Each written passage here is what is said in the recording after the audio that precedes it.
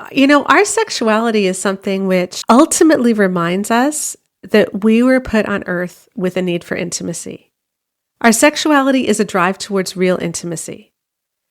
And intimacy can be expressed in a variety of ways, right? It can be expressed physically in sex. It can be expressed emotionally. It can be expressed in a variety of ways. We can certainly be intimate spiritually. And I think that our sex drives drive us to the idea that we are not meant to be alone. We are not meant to be alone.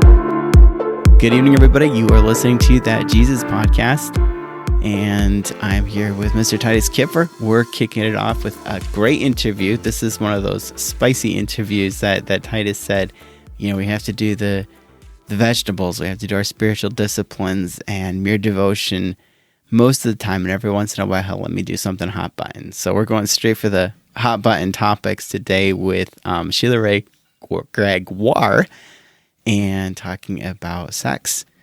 But before that, Titus, what's going on in the world of the United States of America? Wow. Incredible prompt. Yep. Well, we are entering into sort of the winter season. There's a lot of snow up north, apparently. Oh my goodness, Titus, really? You're going with weather? Cold. It's pretty cold. So down here as well. Donald Trump announced for president, Titus. He's running for president. Third time's the charm, right? How do you feel about that? I don't know. Donald Trump has occupied a fair amount of my headspace for the last 8 years. That's too bad. 9 years. And I'm not even totally sure why. Mm-hmm. How about you? Do you feel like you have a special relationship with Donald Trump? No, I really don't. I think at one point it could have been him living rent-free inside my head. But I think at this point I'm like, sure, whatever, So you're a little older than most of us. So wow, you would have been around during the reign of George Bush and some of these other Republican presidents. HW or the younger probably one? Both, honestly. Yes. And if there's a Bush in the 1800s, perhaps then as well. What is Trump like different in your mind? Like, or has it always been sort of this way? No. Because I didn't really follow politics much until Trump. No, he's absolutely different. You had folks like Ross Perot and Steve Forbes, although Steve Forbes was a decent-seeming guy. Like these third-party candidates who broke the mold and broke the rules. Pat Robertson, guys who said the politically incorrect things and didn't come off as the politicians that you wanted. But this is definitely, a seminal moment for our nation and its future. And not him running for president again, but just the Trump era. I think just as 9/11 defined, your generation, I guess. I was 6 when that happened. I think. Oh my goodness! Yeah, so I remember thinking, why is everyone so worked up about this? Like, don't terrorist attacks happen all the time? That was literally what my memory of 9/11. Wow. No. And then, so 9/11 was very sad and a real tragedy, but the fallout of it, the next 20 years of war, is what I'm thinking about as defining the generation. And I really think that Trump, following on the heels of President Obama, will define my children's generation. So, yeah, he announced for president, and it's so interesting. I think what I'm fascinated by is which way are the evangelicals going to go?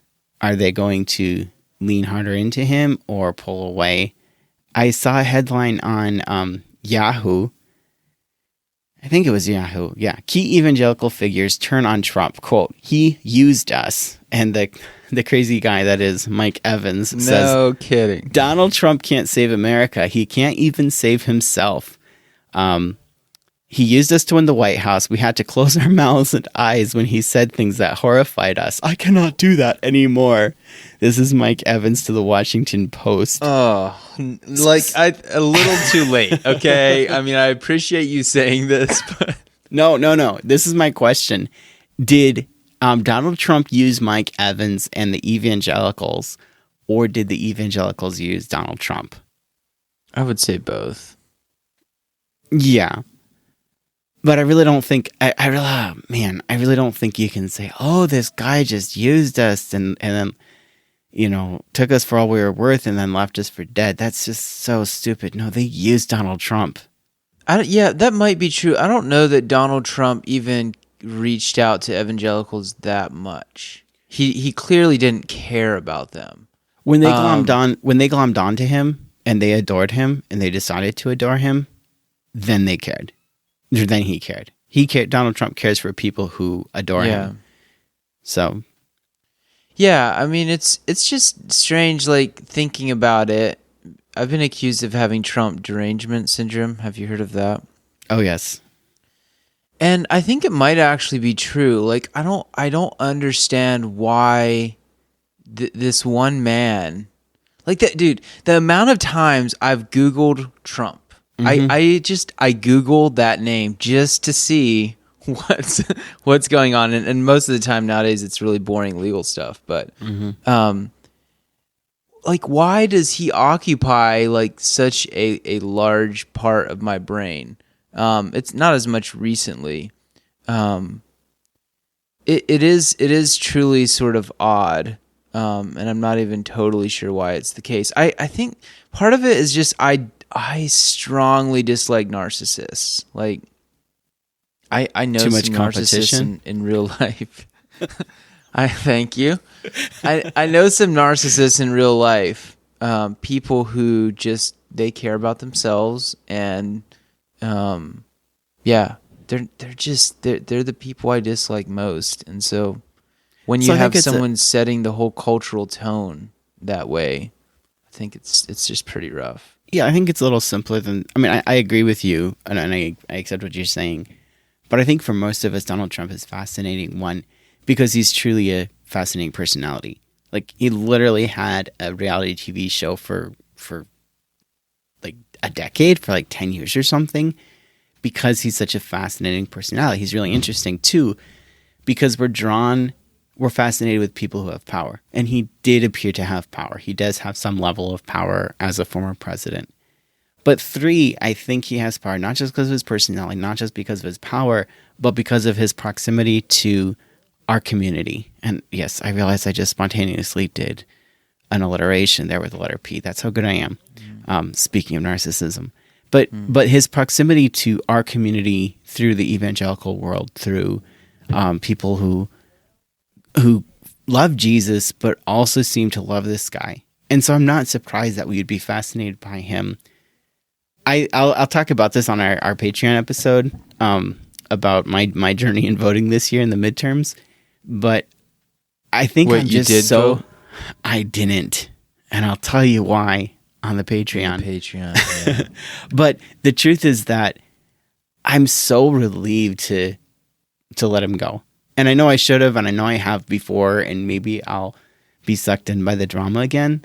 But it just feels good to be like, I don't care anymore. So, yeah, I think it's going to be really interesting watching what happens in the next 2 years. My prediction, and you can come back and rub this in my face, is that Donald Trump this is the beginning of the end for him. Like, he's just pretty underwhelming at this point. Like, even getting up there and saying, yeah, we should totally execute all drug dealers, like, and have a quick trial.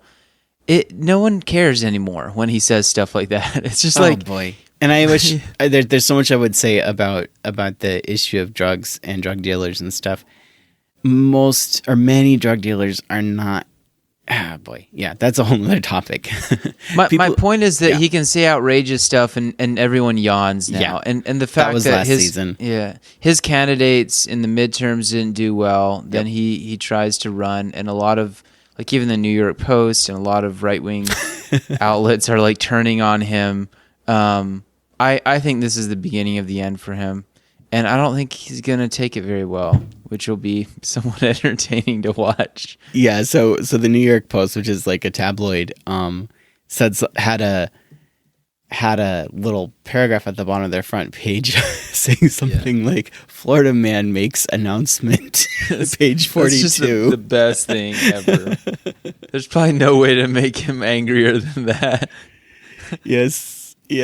Trump, famous for gold-plated lobbies and for firing people on reality television, will be 78 in 2024. His cholesterol levels are unknown, but his favorite food is charred steak with ketchup. And then in the final line, Trump also served as the 45th president. It's going to be awkward for... So Republicans can move on. This is how politics work. You love someone until you stop loving them. I think Republicans are going to move on. I think they're going to move on, but I think just saying they're moving on is understating the change that will happen. Sure. I mean, he's shaped the Republican Party in his image, but they're going to move on from him as a candidate, I think. But what's going to be hard is all the charismatic prophets who said he's coming back. Like, they can't move on from Trump, right? I mean, I guess we've been around this block before. Like the guy I talked about at the beginning, Mike Evans, he's very much in this sort of Zionist, evangelical, controversy type stuff. And he says he's done. And he's like, oh, I was bamboozled by Trump. And it's like, yeah. So no, totally they'll move on. And yeah, I want to turn tables though, Titus. Do you think that the quote unquote center left of Christendom, those who rejected Trump, like, do you think that we've been pretty shrill? Do you think that we've fed the fire? Do you think that there's a culpability for those who are, well, I mean, frankly, like you and me? Culpability for what? Culpability, like, I just always talking about Donald Trump and always arguing and not hearing the heart of the people who would actually be, like, maybe pro-Trump. And this is where I don't know. I don't sound so much like yourself, Drew. I don't talk about politics on social media much, and I don't do it much in real life anymore either. You're a better man than I am, or than I have been. I think I'm doing better though. Yeah, I'm just. It's just kind of yawn at this point. It's so predictable. Yeah, the whole. I mean, the reaction to Trump is probably. Even though he's really crazy, the reaction is probably a little overblown as well, and not just from the Christian center left, just from the entire world, because he really does feed off that. Like, he needs an enemy. This is why you see him already just like he's like scratching for a Republican to attack. He attacked our governor Youngkin as if he's gonna run. Like, did you see what he said though? Youngkin sounds like a Chinese name. Like, this was literally. It's just like, how can you be racist against a white male Republican governor from the I guess not deep South? Like, somehow he can still be racist. It's like, wow. It's frankly impressive. Anyway. Yeah. Well, is there anything happy or devotional that you've been doing with your life lately? Happy or devotional, spiritually enriching. I don't have anything like queued up for that. Do you have anything queued up? Have you started memorizing scripture? Yes, I started memorizing the book of Titus, and I'm most of the way through the first chapter. That's since talking to And you say Carlson. You're not a narcissist. He suggested it. Well, I'm saying Titus, like memorizing. Yeah, Titus, I know, but I'm saying Carlson suggested the book of Titus. Yep. Yeah, so you're partway through the first chapter. That's good. I'm most of the way through the first chapter. It's pretty familiar to me. I think I may have tried before. But I'm trying in the NASB, which is, I think the NIV is in my head. It keeps messing me up. Why are you going with NASB? I do everything. I do everything NASB. Oh, okay. That's my translation. That's your jam. Okay. Yeah. Yeah. For me, I guess I just did a read through all the parables of Jesus, and that was really good. Ended up preaching a sermon or two from the parables, and kind of wrapped up our series on Paul and the controversial things he said. Hit 1 Corinthians 11 last week in the head covering, so that was interesting. Is your church growing? How's your church growth strategy coming along? Next week, or this morning, I started 1 Thessalonians, and I'm going through 1 Thessalonians, and excited to be going through 1 and 2 Thessalonians, because those are just like low-key, happy letters that Paul wrote, and I'm excited to dig into that. So yeah, that's what I'm doing. Nice. Shall we turn it over to Lissel and Sheila and myself as we talk about rescuing sex from fundamentalism? It's the three of your favorite things to talk about: the patriarchy, deconstruction, and sex. Yep. You were in your element, bro. My 7th graders will have a field day when they find out that we have another episode in the feed with the word sex in it. So I listened to it and I thought it was really good. So I went on a rampage this week against deconstruction in the meme world. But I actually do believe something should be deconstructed. Yeah. And I'm happy that you guys deconstructed some things in this interview. Well, and hey, listen through to the end, and honestly get the book, because she is not a deconstructor alone. She really provides some helpful, even biblically based rebuilding things. So Nice watch for word choice there. Yeah, watch for the rebuilding, not just the deconstruction. It's like it's now it's not global warming, it's climate change. It's not reconstruction, it's rebuilding.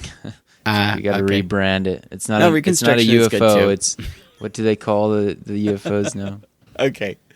Yeah, and enjoy the interview. I just want to say one more thing, Titus, and this intro is already long. We got some messages on the Anchor platform, like half a dozen of them, and I can no longer access them.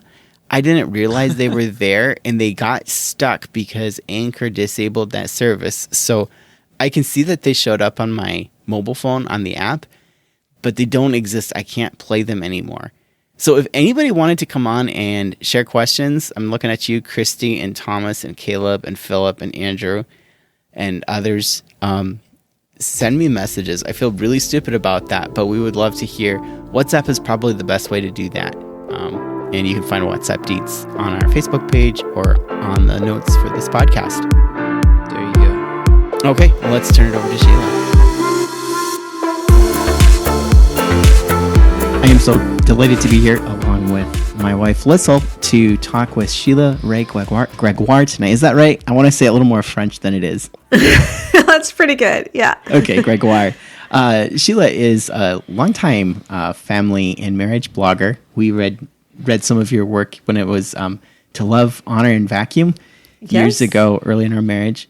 And recently wrote a book called The Great Sex Rescue, which it examines the messages in some of the most popular Christian marriage books, especially dealing with sex and intimacy. So thanks for joining us and welcome. Yeah, I'm happy to be here. Thank you. Yeah, so reading your blog over the years, and again, I wasn't following it super closely, but we read and looked at it, and it seemed fairly normal for our like kind of, healthy marriage, complementarian, the word honor and love was in there.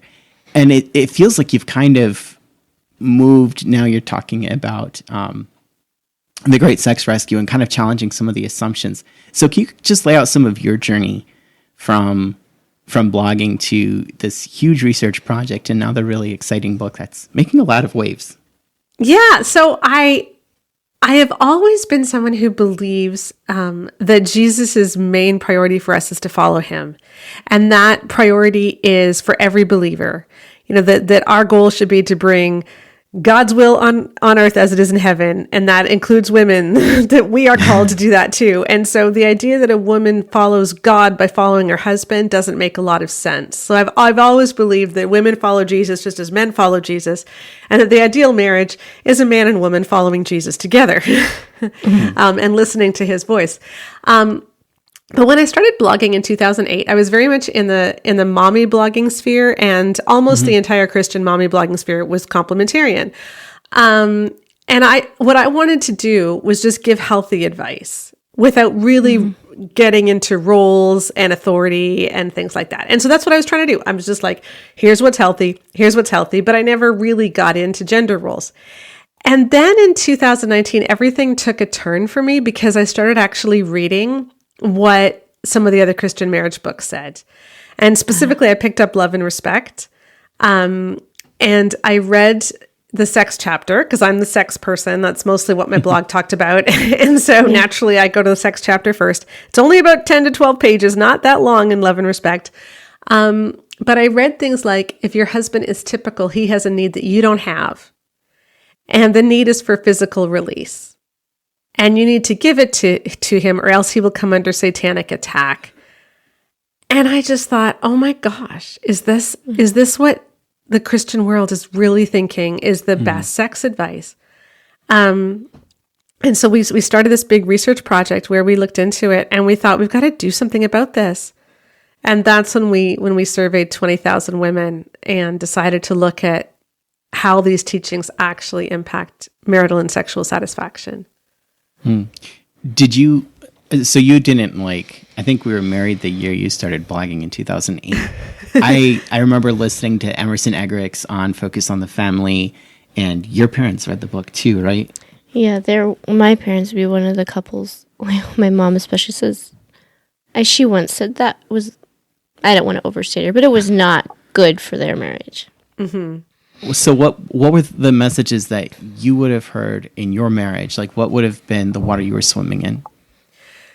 Well, we've always believed, like I said, more in a husband and wife serving each other, being a partner, being a team. And that's how we've always functioned. We've just never been this, he is an authority over me. We've always made decisions together. We've always raised our kids together, et cetera. But we were in evangelical circles. So we were in churches where they were definitely teaching that, a husband is supposed to make the final decision. A husband is a spiritual leader. A husband is the one that God holds responsible for the family. And so a woman must follow her husband. And the way that a woman serves God is by listening to her husband's voice.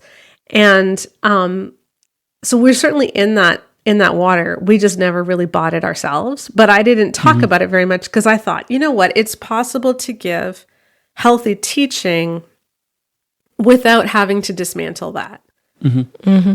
And then when I actually read the books, I realized, this is not what Ecclesiastes is talking about. Ecclesiastes says there's a time to scatter stones and a time to gather stones together.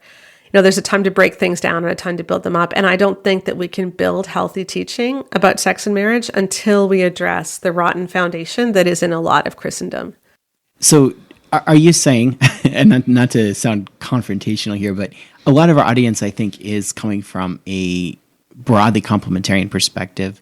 And I would guess a lot of our audience would probably be in a similar place like me, seeing that reflected as a broadly complementarian perspective reflected in Paul's writings, but also really wrestling with some of the implications like you're talking about. When you say we need to dismantle this, are you saying that you can't really be complementarian and have a healthy marriage, or you can't disciple other marriages well? Well, here's what let me take it out of the theological realm and put it into data, because this really was the purpose of our survey. Because what's been happening for decades, for centuries, whatever, is people have been debating this from a theological standpoint. Right? What is it that God wants for men and women in marriage? And there's been a lot of scholarship on both sides. There's been a lot of look at the Greek words and all of that. And it's kind of like everyone is talking past each other. And so I thought, why don't we take Jesus at his word? In Matthew 7, Jesus said that a good tree can't bear bad fruit and a bad tree can't bear good fruit. And so you can recognize them by their fruit. And in context, he was looking at when you have people who are false teachers, how do you tell if they're false teachers? You look at the fruit. And so what we wanted to do was we just wanted to look at fruit.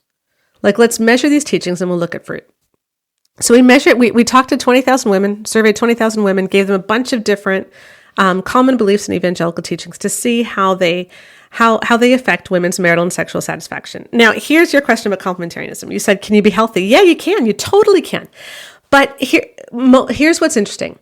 The vast majority of people who believe that the husband should make the final decision don't practice it. Mm-hmm.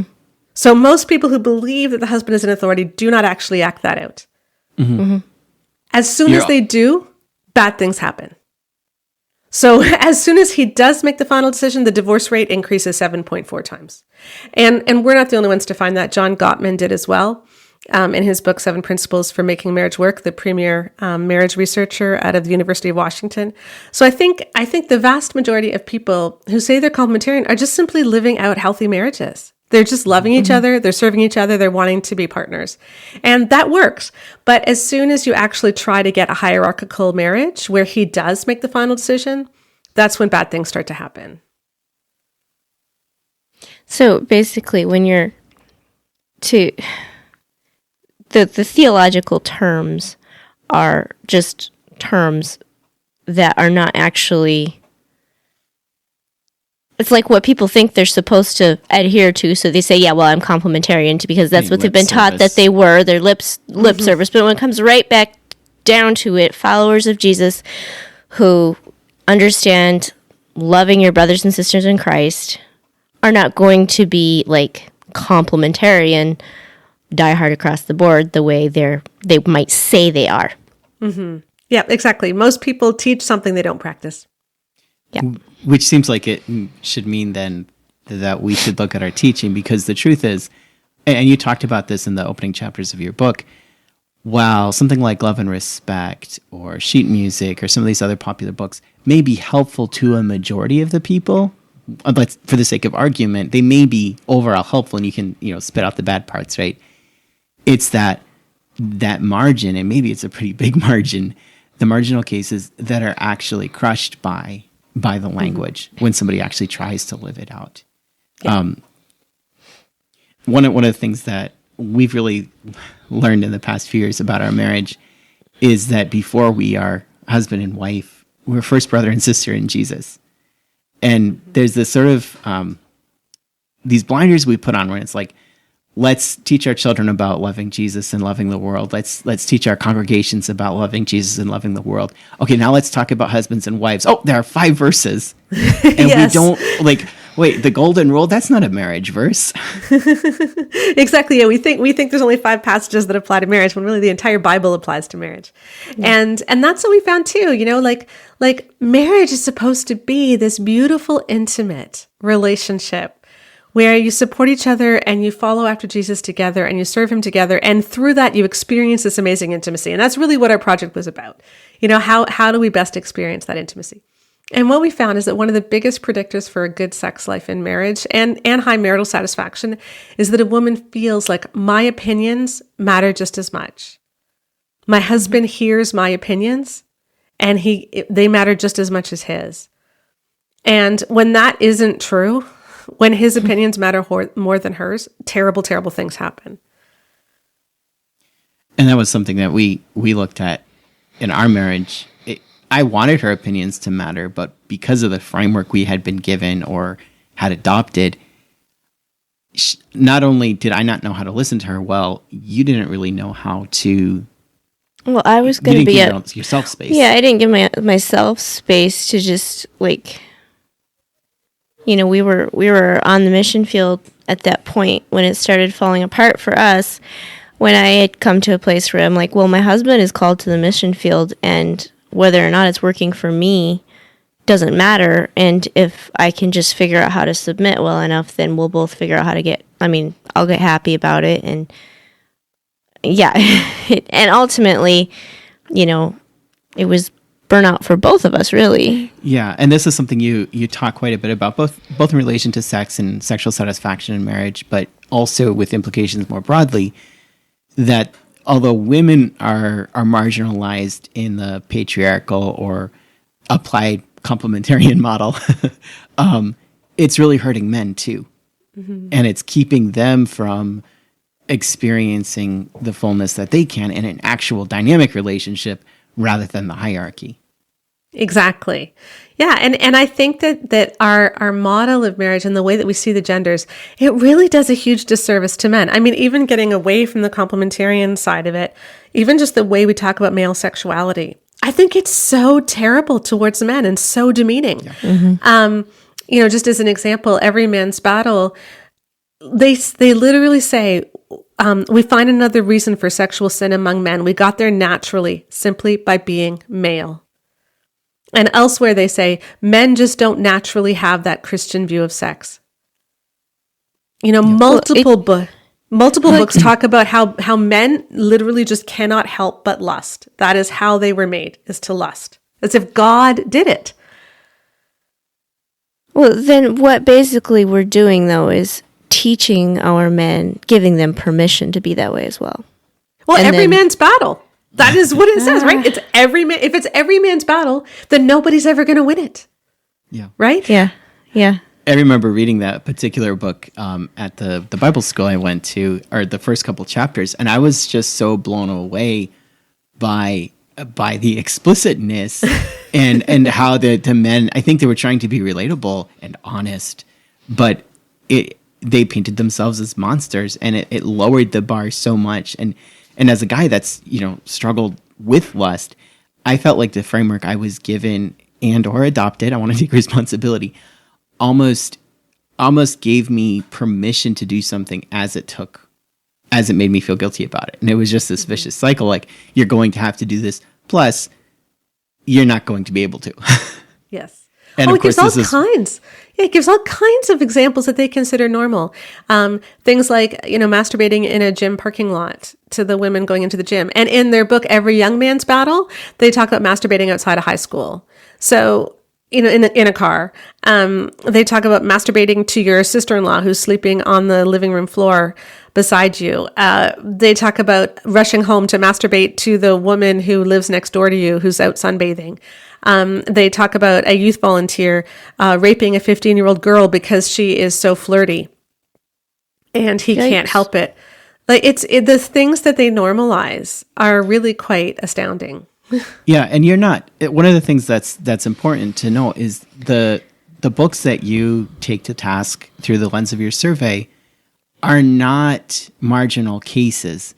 This is not, a lot of our listeners will be familiar with people like Bill Gothard or Doug Wilson or some of the more extreme conservative side of like Amish and Mennonite communities. That's not where we are. Like they have Every Man's Battle study Bibles, for crying out loud. Oh yeah. Like these are like the number one bestsellers.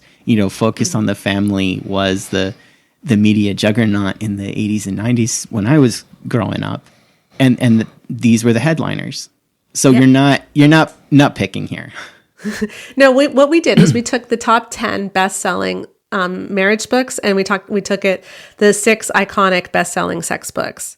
And those are the ones that we analyzed for our book. And the Every Man's Battle series has sold, I think, 4 million copies. Love and Respect, I believe, has sold 3 million now. It's the most used marriage study in North American churches. So these are the biggest books. And we found that often it was the most popular that really were the most damaging. Yeah. Well, there's a reason for that. I mean, it really does, like, when you're given permission to hang on to a piece of your carnality by being told that you cannot, it's not possible for you to ever overcome it. Well, that's permission. I mean, it's going to appeal to the relatable. It makes, and it's It's a seductive message. It's a really seductive message. You said it right well. And like when you look at the response to it, they claim that they're trying to stop lust. Mm-hmm. But what is their method for doing that? What they tell men to do is, first of all, bounce your eyes. Okay? Yes. So you're not ever supposed to look at a woman. You need to bounce your eyes, and then you're supposed to transfer all of your sexual energy onto your wife. So they say, while you may have gone to your wife for 5 bowls of sex. Yeah, exactly. So it's like you may have gone to her for 5 bowls of sexual gratification a week, but now you're coming to her for 10 bowls of sexual gratification or sexual release in some way a week. And this newfound hunger will shock her, but she'll be happy about it, apparently. Real insight into women there. But oh my goodness. It's like what they're painting a picture of is men who have no idea what intimacy really is. And so they channel all of their emotions, all of their need for intimacy into sex. And then the goal is to make sure that you don't objectify every woman but you objectify just one woman. Exactly. And this is because we've never actually, or I shouldn't say never, but I think in the broad range of messages, haven't actually presented what a healthy view of male sexuality is leading into marriage. And all we know is the twisted, perverted view. And I believe that the world has a lot to do with that, you know, the billboards and the movies that we all like to scapegoat. But what we've done has been to try and insulate ourselves from it without actually dealing with the root problem. Yeah, we've put a Christian veneer on it. Like, really, every man's battle sees women in the same way that porn does.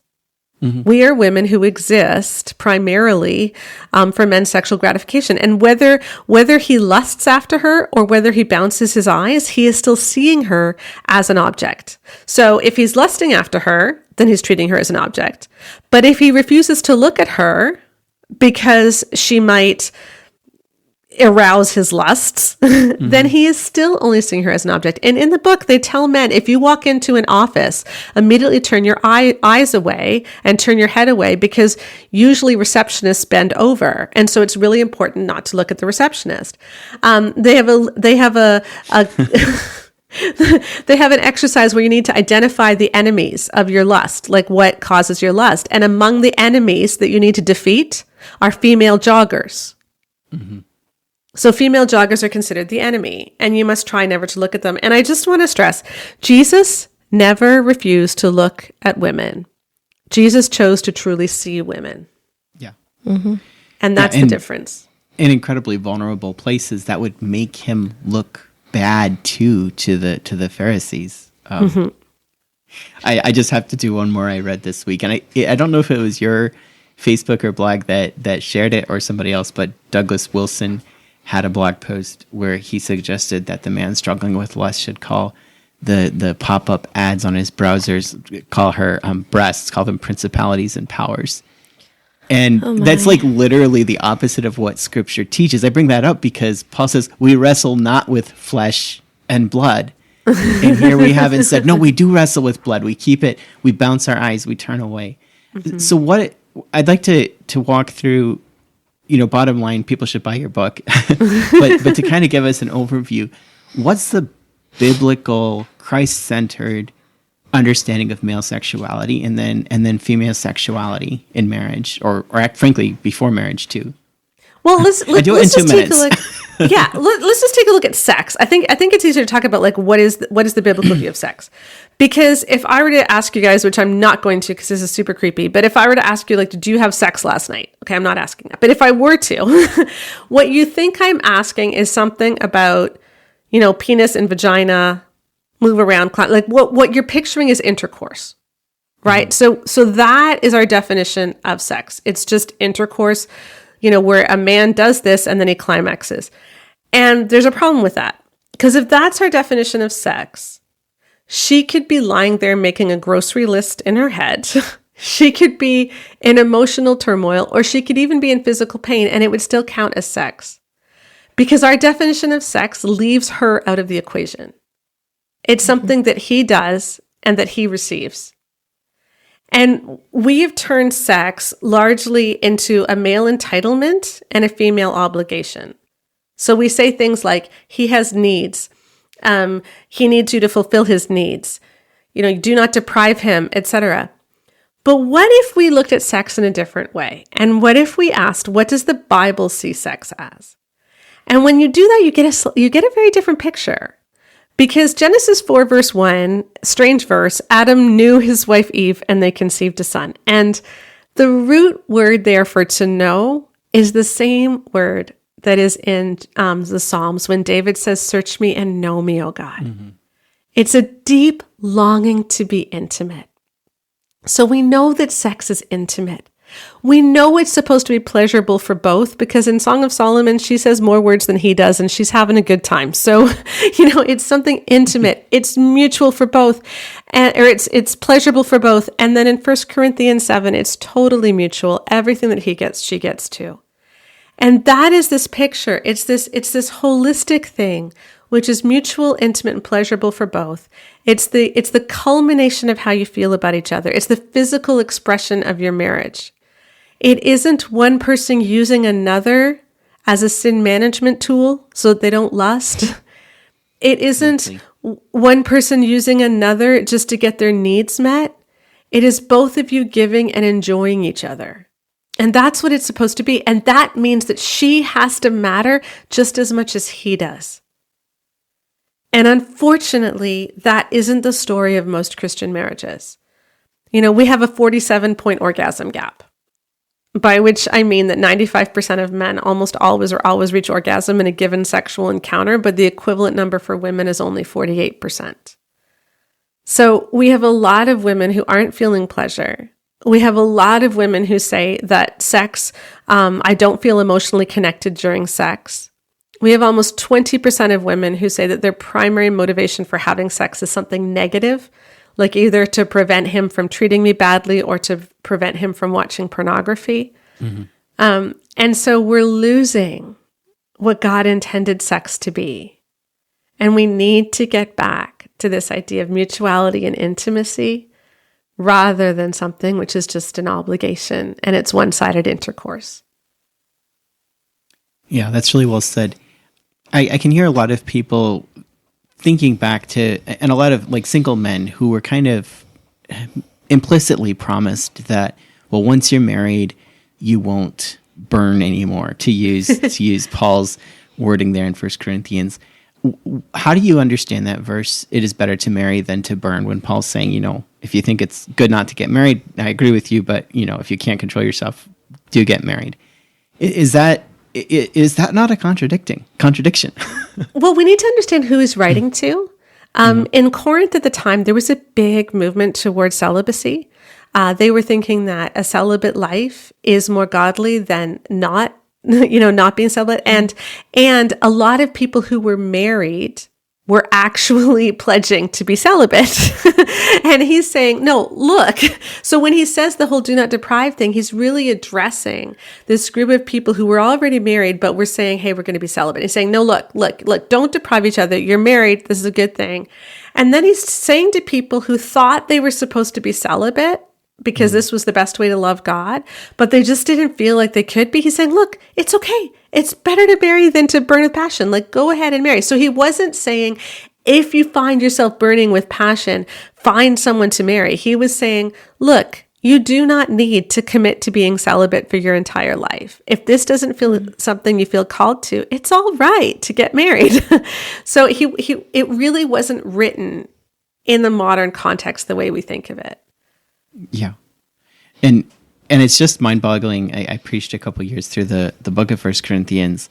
If you understand the diverse audience he's preaching to or writing to, it must have been such a bomb to drop in their laps to actually say a husband and a wife, to even mention the wife in 1 Corinthians 7, where he's talking about the marriage bed, and he says that the wife doesn't have a right over her own body. But guess what, guys?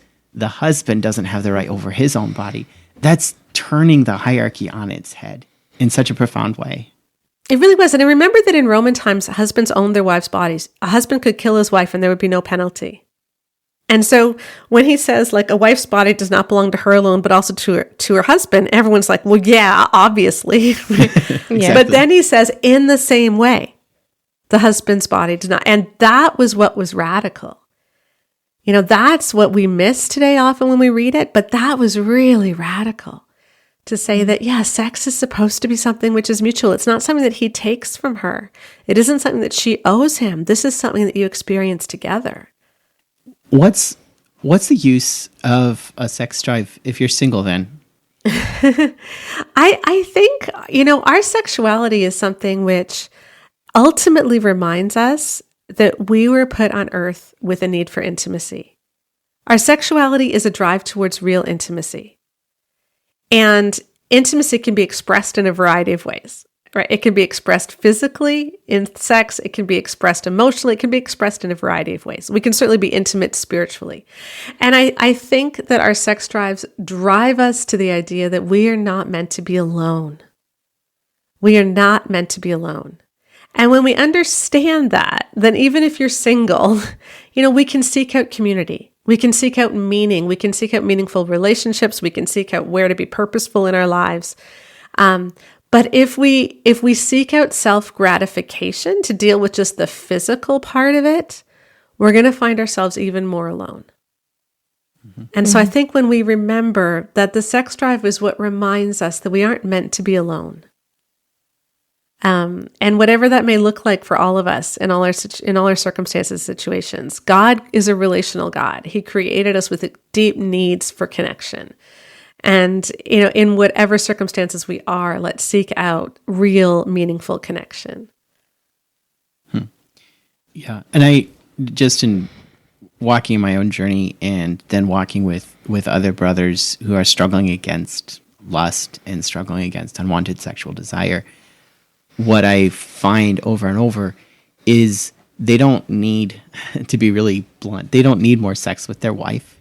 They don't necessarily need to bounce their eyes more, although I sometimes get that's putting on a filter on your internet or some of these things can sometimes be helpful stopgap measures for an addict. But that's my take, not Sheila. Yeah. But what I find over and over again is what they actually need, and what I tell my fellows I'm walking in accountability with. You're struggling, get off your couch and go hang out with somebody, go talk to somebody, or and again, this is like accountability 101. Give somebody a call and talk with them. Stop the focus on yourself. Yeah, exactly. This wasn't a primary focus of your book, but I almost felt like it would be like the sequel, and I just wanted to hear your thoughts on discipleship within marriage and what it looks like to walk as brothers and sisters. At the end of the book, you say, we believe that the time is ripe for a new conversation about sex, and we believe that this new conversation is about not only how we see sex in marriage, but how we see relationships in general. Let's stop talking about entitlement. Let's stop talking about rights and hierarchy and power. Let's put Jesus, who came not to be served, but to serve, back in the center. Spur one another onto love and good deeds, and take heart, for he has overcome the world. So this podcast usually focuses on spiritual disciplines and practical ways we can grow to be like Jesus and help each other. What does that look like in marriage? And I don't know, Leslie, maybe you want to talk about how we've struggled with that, or... I probably was pretty exposed to the side of the whole marriage teaching where, the husband definitely has the last word, and to the point where it's been difficult for me at times to just, know, is this an appropriate time to just straight up tell him, no, I can't do that? When, I've been exposed to so much teaching that would say, well, you never tell your husband no. If you do something wrong, it's on his shoulders because, he is your head. So therefore, it is his sin. And, it's almost like if you submit enough, he'll turn into a Christian somehow. Right. Or he'll start behaving properly. Yeah, it's very magical thinking. Yes. Yeah, it's very magical. Anyway, and so,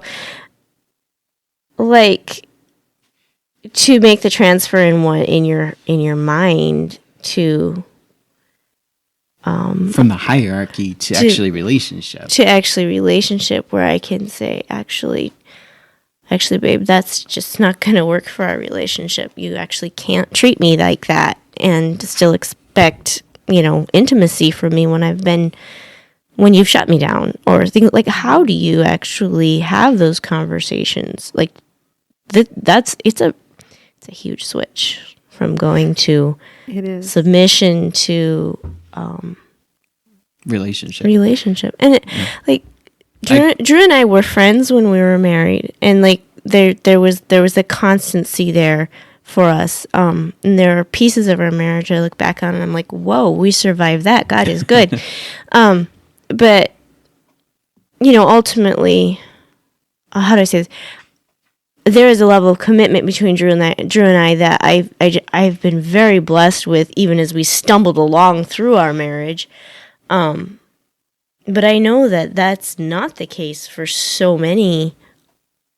I should say, so many of the people in my age group, where that's been really impacted by this teaching. People that grew up in the Emerson Eggerichs Love and Respect waters. Yeah. And so, like, I guess I'm kind of struggling to, like, how do you make that switch? To being about brothers and sisters in Christ, not just a hierarchy. Right. Yeah. Often it takes, first of all, we need to understand that one of the most harmful messages that we measured, because we found 4 big messages that really hurt women's marital and sexual satisfaction. And when we surveyed men later, the same messages hurt them as well. It lowered everything. And the most harmful one was the idea that a woman is obligated to give her husband sex when he wants it. So this idea that my needs don't matter, it's his needs that do. I need to give him what he wants. And so when I come to the bedroom, I'm not really coming with everything that I am because I'm leaving my own thoughts and needs behind. And I don't really matter. I'm just showing up in body alone. And that's very much what a lot of women have felt. And that's what's responsible for women's orgasm rates going down. It's the reason that women have twice the rate of sexual pain in the church as the general population. So we have a lot more sexual dysfunction. It's really a harmful message. So with that as the background, let me tell you the story of Kay, because sometimes stories speak louder than words. But Kay and her husband had, and they're in the book. I interviewed her for a focus group, but they had a really good marriage, really good sex life for several years, and then they had kids. And with each child, she had postpartum depression, and they had more and more problems. And I think it was after her 3rd child, she had quite a traumatic delivery. She had a lot of physical issues, plus the postpartum depression. And it took her a while to get back on her feet, but she never quite got back, But she felt like, well, my husband needs sex. And she'd been in the church, and she'd always been taught this 72-hour rule, which is something that a lot of women know, but most men don't. Like, I've talked to men don't really get it. But a lot of our books teach it, that sheet music, Power of a Praying Wife, Every Man's Battle. I've heard it at conferences that men need sex every 3 days. So you need to make sure you're having sex at least every 3 days, or else it becomes too hard for him. I think I had more pressure than that. Yeah. Like, at least. No, not from Drew. Yeah. But no, I think, yeah. Yeah. A lot of I guys know don't exactly even know what you're talking about. Yeah. But we're taught this at conferences, like women are just taught he needs sex every 3 days. And so Kay, even though she was still really reeling, she initiated sex every 3 days like clockwork because she was supposed to, but she wasn't orgasmic anymore. The orgasms just did not come back. And this went on for 2 years, and she got more and more resentful, felt more and more alone. And finally she couldn't take it anymore. And she said to her husband, I just can't do this. Like, I feel like I'm being used. I don't even want to, but I feel like I don't have a choice. And he was just horrified because he'd had no idea that she felt this way. And he said, I never want you to do something that you don't want to do. Like, to the point that if we are in the middle of something and you change your mind, you need to tell me and we will stop, because I want to prove to you that I love you. I don't love what you can give me. And it took quite a few months for her to really internalize that and believe that. And she tested it a few times. Like, she would change her mind and she would stop, and he'd be okay. He would kiss her and he would go to sleep. Like, it was okay. And because of that, she found her sex drive returning. And because of that, she started to become orgasmic again. And she started getting excited about sex again because it became a genuine choice. It wasn't something that she was obligated to do. She was doing it only because she wanted to. And so they settled into a new routine where they are now having sex about every 72 hours. So it's still every 72 hours, but it's for a totally different reason. And this is what we found. Like, if we get rid of the obligation message, if we get rid of this message that she doesn't matter, it's not that sex disappears. It's not that we need to threaten women or bribe women or cajole women into having sex or they won't. That's not the issue. We just need to give women a reason to want it. And we need to allow desire to build, because this is a genuine choice she has. And when women feel like it is a genuine choice, when it is fun for them to, when it is mutual, guess what? Women tend to want sex and desire does return. But as soon as you put obligation messages on it, or you start threatening women by saying, if you don't have sex, he'll watch porn, or he will lust, or he'll have an affair and it will be your fault, Desire just drops through the floor, and women lose their libido. And frankly, because just biologically speaking, men, it's a little bit easier to just have that sort of binary of orgasm or not orgasm. It's like a man can continue to have sex and orgasm, but it's not necessarily satisfying for him either. Mm-hmm. And that's just because I can hear the messages in the books that I read over the years, and at times may have even said to other people that, like, okay, if you want to have a satisfying marriage, your wife has to be satisfied, and then she'll be really happy to give sex to you. So you're still looking at the end goal, though. And we have to be careful not to just say, oh, well, I'm going to make sure my wife is happy so I can have more sex, or so it can be more satisfying to me. There's kind of a truth there, right? But when we look back at what Jesus said, the ethic is to love and lay your life down and love her as you would love yourself. And that's really not about this sort of transactional sort of, okay, we'll make sure you're taken care of, and now it's my turn. Well, this is an total Anabaptist change of thinking. This is an Anabaptist podcast, right? Yeah. Okay, so you guys are Arminians. So let's think about Arminianism, because you guys would fall in the more Arminianism spectrum, correct? Yeah. Okay. My wife has some deep affection for Calvinism, but he's more Arminian than I am. Okay, but the point of Arminianism is that we have free will. Yeah. Right? Mm-hmm. That we are allowed to choose. And even that God created the universe with free will. And there's actually some really interesting physics stuff when you look at particle physics about how my husband can explain this better than me because he's really a science geek, but how you can't actually predict where atoms are going to be if you're watching them. Like there's all kinds of neat things about how free will is baked into the universe. God created us to have free will because it's only with free will that we can truly choose God and love God. It's like the movie Bruce Almighty, when Morgan Freeman is telling Jim Carrey, or Jim Carrey is asking, okay, well, how do I get her to love me if I can't, within free will? And God says, yeah, you're right. That's the question, isn't it? If you find an answer, let me know, because you can't. Yeah. And this is also how sex needs to work.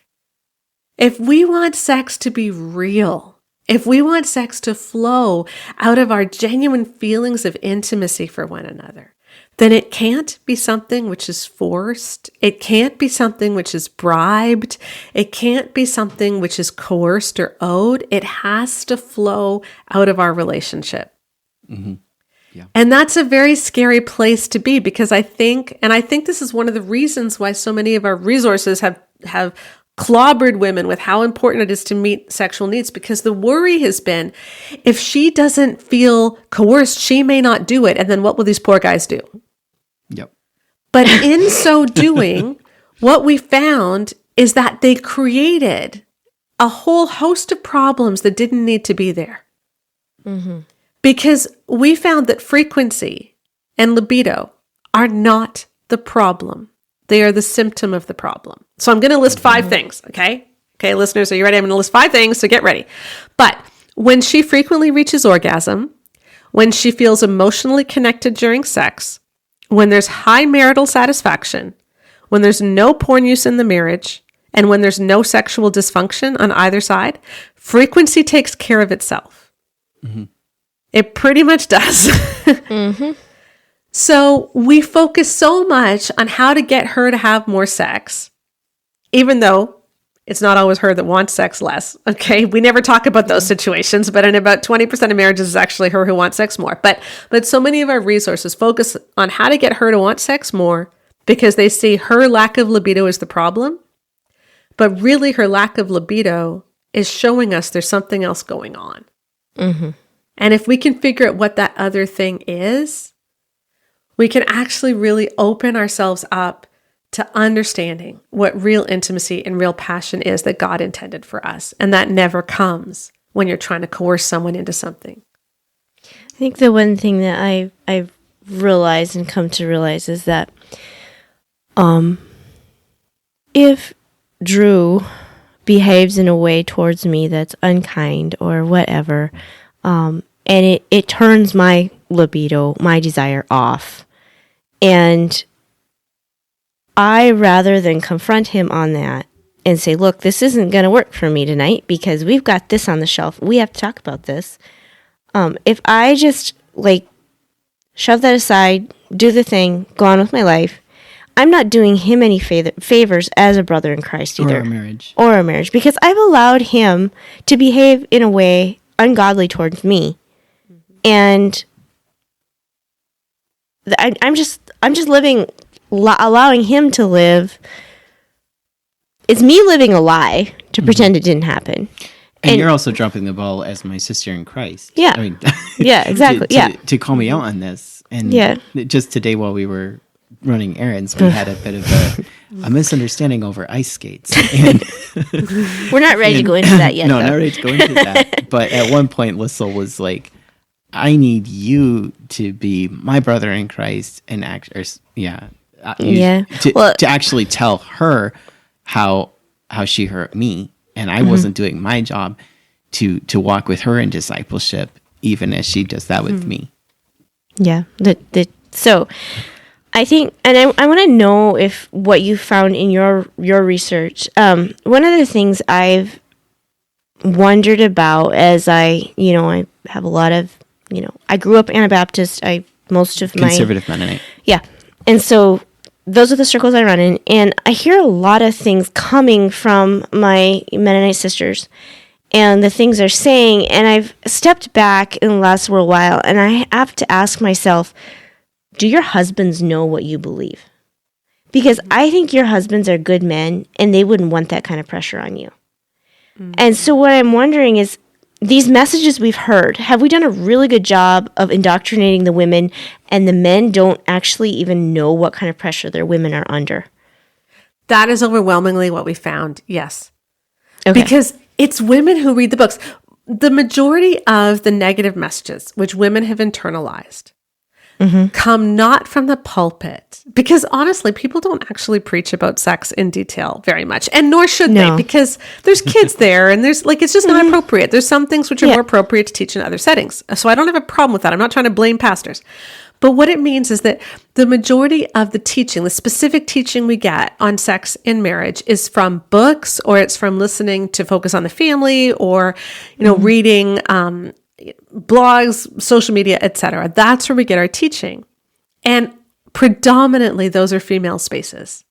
It's women who are reading the books. It's women who are listening to the podcasts and the radio shows, upwards of 70 to 80%. And we talked to so many women who had internalized the obligation sex message, or who believed they needed to have sex every 72 hours, or who believed that all men struggle with lust. And their husbands didn't know their wives thought this. Mm-hmm. We need to start saying, husbands, ask your wives what they believe.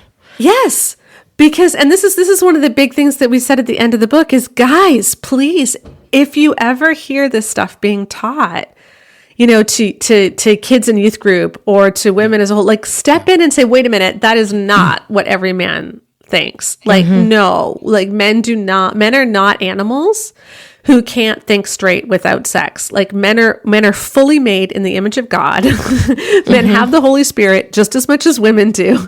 Men are capable of deep intimacy. And let's not sell men short. And let's not put that burden on women to make up for men's shortcomings. Let's instead create this expectation that we will all, treat each other as full people made in the image of God. Yeah, so well said.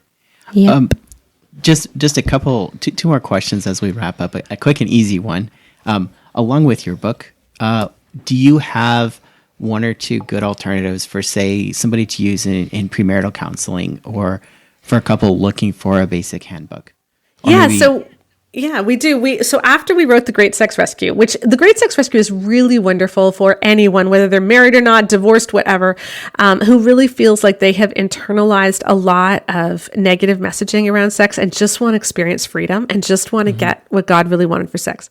But then we have 2 other books that we released afterwards and after we surveyed men too, The Good Girl's Guide to Great Sex and The Good Guy's Guide to Great Sex. And those are wonderful for premarital counseling. So those aren't really tearing down stuff as much as they are building up. Here's what healthy sex would look like from the ground up. And my prayer is that those become the bridal shower gifts so that in 10 years, no one needs the great sex rescue anymore. And we've got it healthy from the start. But yeah. Yeah, that's and those 2 books. I saw the two books there, but I haven't read them yet. They deal with more than just like the nuts and bolts of your wedding night, and get into some of the relationship that you've been talking about, right? Yes. Great. Yes, absolutely. How sex works physically, emotionally, spiritually, everything. Yeah. Awesome. We will definitely keep that in mind because.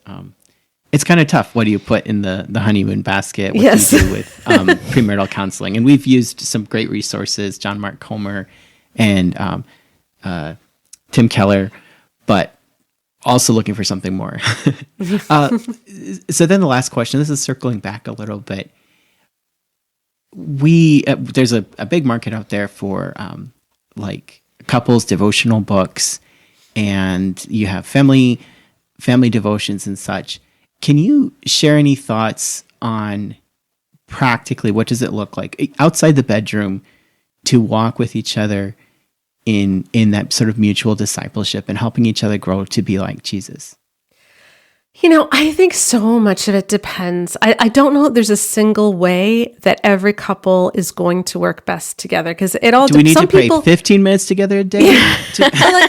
Like some people are like, give me Bible and highlighter, and I'm just happy as anything. And other people are like, I need to walk in nature and listen to like waves on my iPad or something. Like we're all different in how we experience God and how we feel close to God. I will say, I think the biggest thing that matters is just keeping yourselves close emotionally, like knowing where your spouse is at emotionally. Because if you know that, then you're going to have a lot fewer misunderstandings, but you're also able to be there for your spouse. You're able to pray for them better. You're able to support them better, all of that. So it's like, that's the big question I think spouses face is in the middle of all the busyness, in the middle of all our, working out our personal trauma and our childhood stuff and our attachment issues or whatever it might be, in the middle of all that, how do I let you in? And let you know where I am. So this is just a very, very, very simple exercise. Okay. This is super simple that you can do together. And my husband and I do this every day. Just share 2 moments with each other at the end of the day. What was the time today where I felt the most in the groove? Like this is what God put me on earth to do. My gifts are totally showing, the Holy Spirit's working through me. I'm on fire. So not necessarily your favorite moment of the day. Because your favorite moment of the day might be like when your child gurgled up at you or something. But like the moment where you felt, this is what I was put on earth to do. I am invigorated. And then the moment where you felt the most disappointed and discouraged. And like, I hate everything about this. Because that gives your spouse just 2 moments where they know where you're at. So you don't have to tell your spouse everything I did today. I had 6 meetings. I went to the bank at lunch. Like that's not that important. What's important is what are my emotional moments? Because then it doesn't need to take more than 5 minutes, but you really connect and you know where they're at. And it leaves this sense of real intimacy that you can grow on. Yeah, That's good. That is really practical. You have anything else? We didn't talk about how long we were going to keep you, so but I figured 45 minutes to an hour. But this has been really great. Do you have anything else you'd like to wrap up with? I think I would just say that it was such an illuminating study to do, because while we found so much pain from women and men when we surveyed men as well, when we did our focus groups, what we were really overwhelmed with was how many people and how many couples had come through it to the other side. God is faithful. Wow. And yeah, exactly. And God is faithful when we allow ourselves to become vulnerable with each other.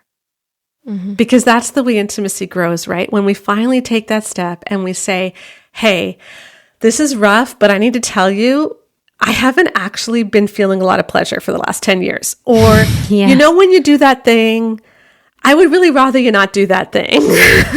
You know? Wait, I read a book where one thing he said, that's interesting that you say that. They wrote the book and they said, if you have been faking orgasms in order to give your husband pleasure, don't ever tell him that you did that. Just that always was off to me. I was like, because it's not being honest. It's not being honest. It's like double down on the. Yeah. It was like, you can't ever tell him that. It'll be so defeating. He won't be able to handle it. Mm-hmm. And the problem with that too is that what we found is that women can do that for about 10 to 15 years, maybe 20 years, but then it all stops and they can't handle it anymore. And that's when marriages become sexless. Like you can fake it for a while, but you can't fake it forever because you'll get resentful. No. You'll get mad at him because he hasn't figured this out, that you're not feeling anything. And eventually it all just crumbles down. And so you need to fight for intimacy. And it's scary because it often means going against a lot of the stuff we've been taught and a lot of the stuff that we grew up with. Yeah. But it can be done, and it's so beautiful on the other side. Yeah. And it's so much like Jesus. And this is what I did appreciate about your book through all the statistics. And there are tons of statistics if you're kind of a statistics nerd like me, and lots of these stories if you like personal stories. It's a really interesting read. But you do bring it back to Jesus. And for those who are still wrestling with this, like, but I am the head of my home, right? Well, if that's the perspective you take theologically, think about your head, Jesus, who didn't think equality with God was something to be grasped, but humbled himself and made himself nothing, who became a servant. Like, if there is a hierarchy, it only exists for Jesus to come and tear that down so we can serve each other. Yes. And I felt like your book did a really good job laying that out. So thank you so much for your time. And thank you, Lissel, for joining us. You can reach Sheila Wray Gregoire at baremarriage.com or Sheila Wray Gregoire, but they'll have to figure out how to spell that. Yeah, just go to baremarriage.com. There's links to everything there. That's B-A-R-E. We're not. And check out your podcast and your books and resources. Yeah, thank you. It's been great being here. Yep. Thank you.